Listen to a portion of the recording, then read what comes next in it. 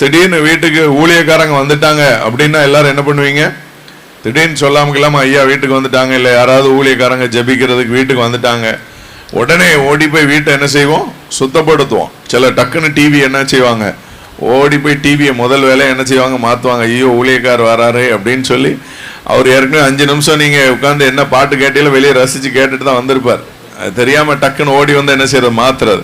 சில டக்குன்னு ஊழியக்காரங்களை பார்த்த உடனே ஏஞ்சல் டிவி, ஆசீர்வாதம் டிவி என்ன செஞ்சிடறது? வச்சிருது. ஊழியக்காரங்களை பார்த்த உடனே பதட்டம். உடனே சிலர் பாருங்க அப்பதான் குப்பையெல்லாம் எடுப்பாங்க. அப்பதான் துணியெல்லாம் சிலர் வீட்டில் போன உடனே என்ன செய்வாங்க? கொஞ்சம் நில்லுங்க பிரதர், அப்பதான் பெருக்குவாங்க. ஆனா ஒரு ஊழியக்கார் வந்தாலே இவ்வளவு சுத்தப்படுத்துகிறோம். நம்முடைய தேவாதி தேவன் அவர் பரிசுத்தர். பரிசுத்தம் இல்லாமல் ஒருவனும் தேவனை என்ன செய்ய முடியாது? தரிசிக்க முடியாது. பரிசுத்தம் சுத்தம் ரெண்டு கிட்டத்தட்ட ஒரே மாதிரி. சுத்தம் நம்முடைய வாழ்க்கையில நம்முடைய காரியங்கள் எல்லாவற்றையும் நம் சுத்தப்படுத்தி வைப்பது. அதுபோல பரிசுத்தம்